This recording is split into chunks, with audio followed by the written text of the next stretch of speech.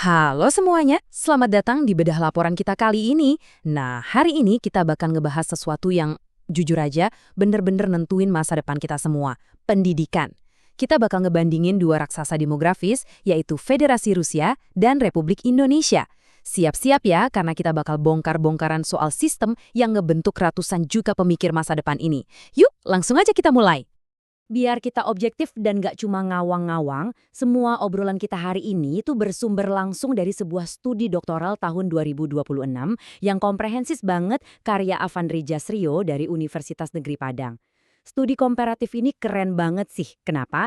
Karena dia nggak cuma main narasi, tapi benar-benar pakai data empiris, statistik internasional, dan jurnal yang udah terverifikasi buat ngebedah anatomi pendidikan kedua negara ini. Jadi, kita di sini murni cuma nelusurin data dan faktanya aja ya, tanpa memihak sama sekali.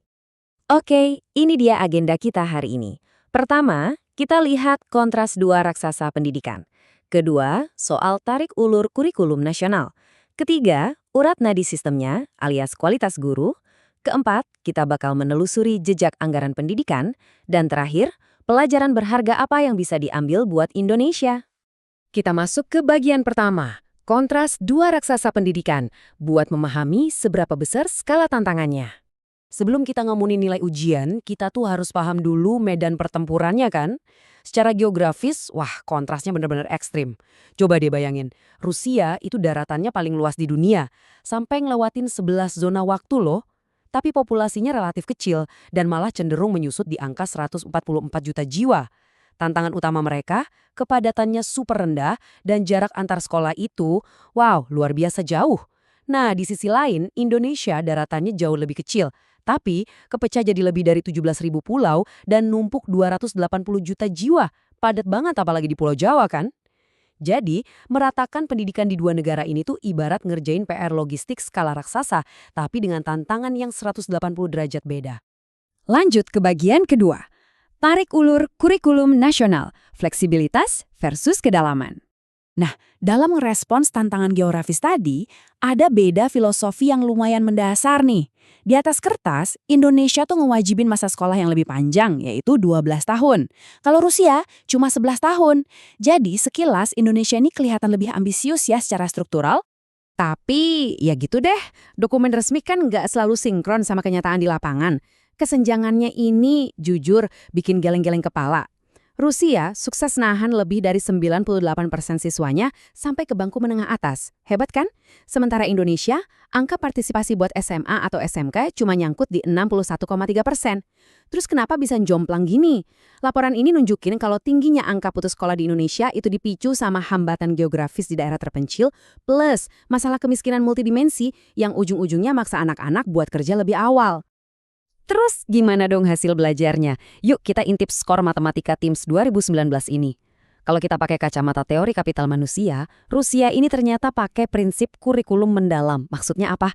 Mereka tuh bener-bener fokus banget sama materi sains, teknologi, engineering, dan matematika sejak dini. Hasilnya, nggak main-main, mereka dapat skor 5,19, jauh di atas rata-rata internasional. Sebaliknya, Indonesia masih harus berjuang di skor 3,97. Kenapa? Karena kurikulum kita di masa lalu itu seringkali terlalu padat, terlalu luas, sampai akhirnya malah ngorbanin pemahaman konsep intinya itu sendiri. Makanya, reformasi kurikulum itu benar-benar harga mati ya. Sekarang kita masuk ke bagian ketiga, urat nadi. Bagaimana kualitas guru menopang sistem raksasa ini? Gini ya. Kurikulum sekeren apapun di dunia ini bakal percuma kalau nggak ada yang nyampein dengan baik di kelas. Setuju nggak? Poin paling krusialnya ada di perbandingan angkatan kerja ini.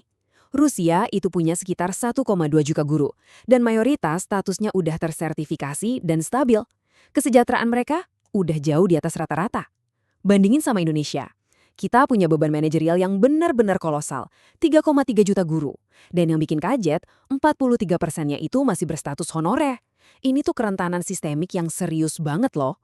Bayangin, sistem pendidikan sebesar ini, tapi ditopang sama tenaga kerja yang di banyak daerah, kesejahteraannya aja masih di bawah upah minimum. Tapi ada satu praktik revolusioner nih di Rusia yang namanya nastavny chesto. Keren ya namanya? Intinya, ini tuh sistem mentorship formal, terstruktur, dan diwajibkan. Jadi guru senior itu benar-benar diprogram buat ngedampingin guru-guru baru di seluruh penjuru negeri. Dan ini super efektif.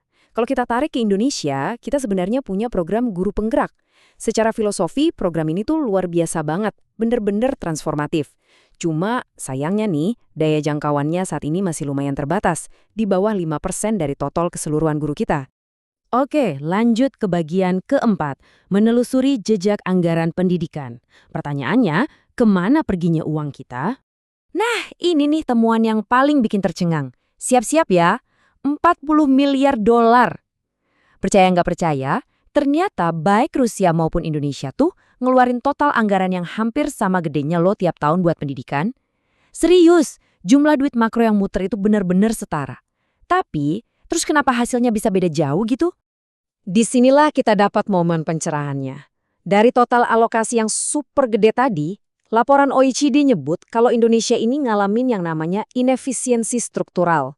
Gampangnya gini, sekitar 70–75% dari triliunan rupiah itu langsung ludes kesedot buat bayar gaji dan tunjangan dari jumlah guru kita yang membengkak tadi.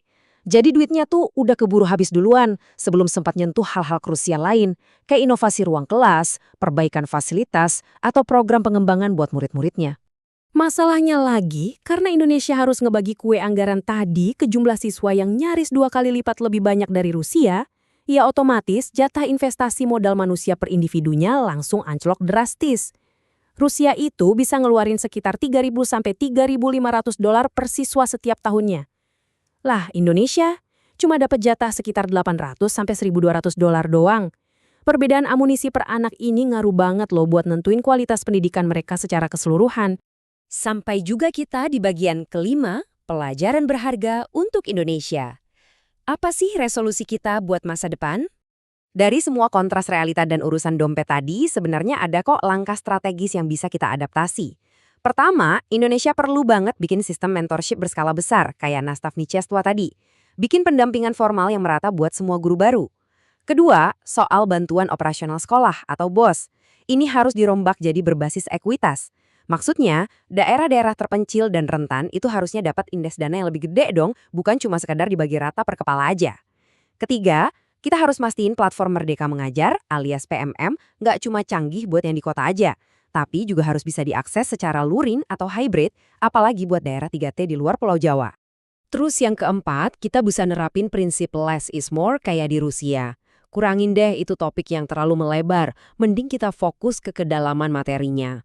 Punya fondasi yang kuat di matematika dan sains sejak dini, itu udah terbukti jadi kunci literasi jangka panjang. Dan yang kelima, nah ini yang sering banget kelewat, tapi dampaknya luar biasa. Integrasi psikolog sekolah ke dalam sistem. Di tengah maraknya isu beban mental dan perundungan sekarang ini, nyediain konselor dengan rasio yang pas, itu udah bukan pilihan lagi, tapi investasi mutlak buat ngebantu kesejahteraan emosional dan prestasi belajar anak-anak kita. Pada akhirnya, bedah laporan komparatif ini ngingetin kita sama satu hal yang super penting. Ngebangun kapital manusia itu adalah lari maraton, bukan sprint. Ibarat kata para ahli, butuh waktu belasan tahun sampai reformasi kebijakan itu benar-benar kerasa efeknya di lapangan. Nah, pertanyaan terbesarnya buat kita renungkan hari ini adalah, ngelihat semua data dan fakta tadi, kira-kira, udahkah kita melangkah di jalur yang tepat? Oke, segitu dulu ya bedah laporan kita kali ini. Jangan pernah lelah buat belajar, dan sampai jumpa di pembahasan seru berikutnya.